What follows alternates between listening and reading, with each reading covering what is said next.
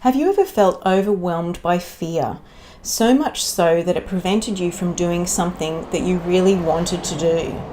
This is a common problem faced by many every single day. So in today's video, I want to give you some effective strategies to conquer your fears and strengthen hope.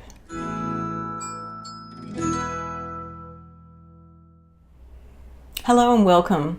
Now, fear has the power to hold us back from taking risks, following our dreams, and becoming successful at anything we attempt to do. And if you let it control you for long enough, it can eventually erode away your quality of life and make you feel like you're locked in a prison of inactivity. What many people fail to realize is that fear is nothing more than a conditioned response. It's a natural reaction to a frightening or unfamiliar situation. While it's usually automatic, there are things you can do to overcome it. And here are 3 strategies known to work. Number 1, check your expectations. One major contributor to most fears is that of negative expectations.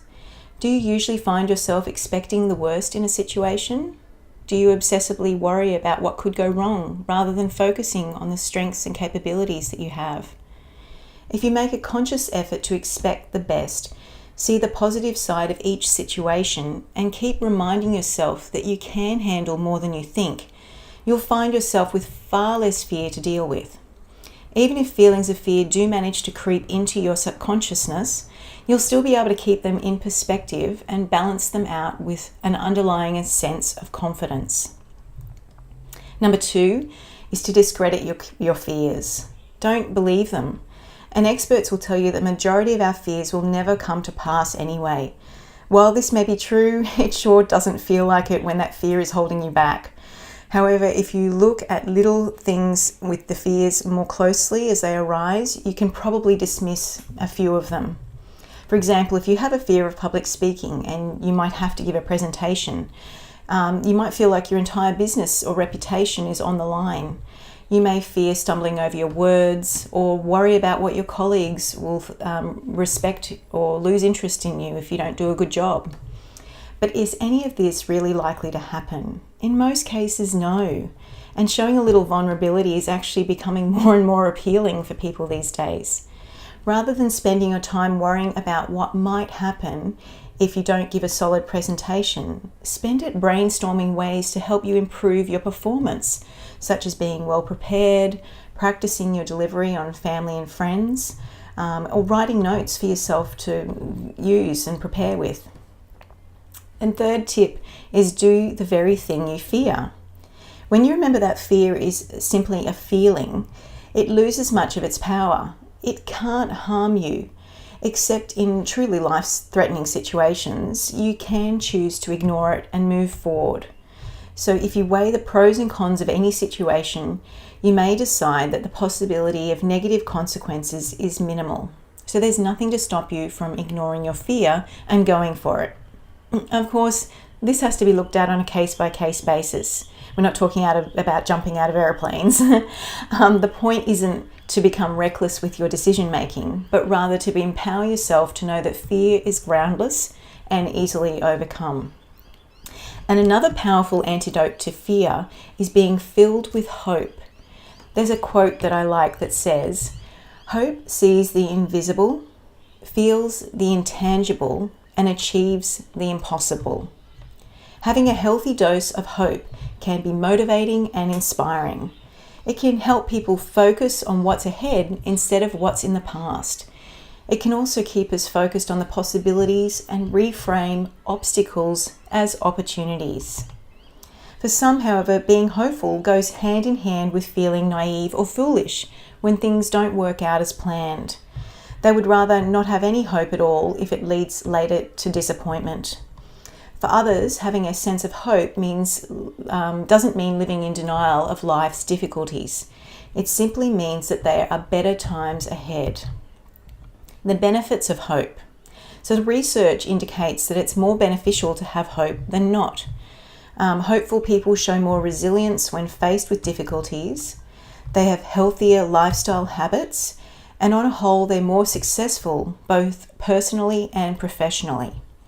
According to the Mayo Clinic, having hopeful, positive attitude has health benefits as well. These include increased lifespan, reduced depression, lowered levels of distress, increased resistance to the common cold, greater emotional and psychological well-being, increasing our risk of coping skills and coping through difficult times, and lowering our stress levels. It can also reduce the risk of cardiovascular disease.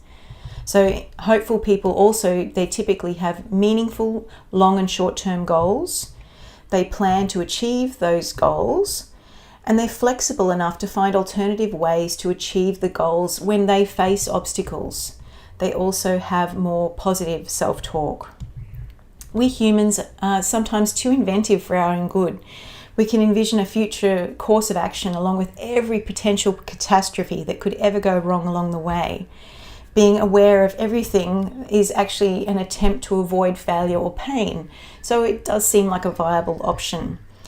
Cultivating hope, on the other hand, helps activate creativity and inventiveness. So it prompts us to solve the challenges we face by taking action in spite of our fears. Hope brings in the belief that there's change for the better again.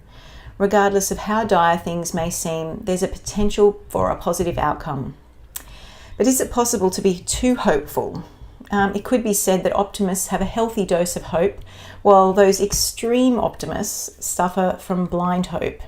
And it's nothing to do with, they don't take on bad news at all. So moderation is usually the key. Not to become one of those extreme optimists or high hopers who tend to not be able to be responsible with long-term plans or saving money, but more like a moderate optimist. The researchers at Duke University found that moderate optimists tend to work harder, work longer hours, make more money, save more money, and pay off credit cards. So being a moderate high hoper doesn't mean keeping your head in the sand when life's occasional unpleasant circumstances come up. It just means having a positive attitude, believing that the best will eventually happen and not the worst. So in other words, chances are you get what you expect, and whether it be the best or worst from life. Studies also show that being hopeful is a learned skill, so we can keep tweaking it and improving as we go. And whether you're an extreme optimist, an extreme pessimist, or somewhere in between, know that there is hope for all of us. Again, thanks for listening. Until next time, be well.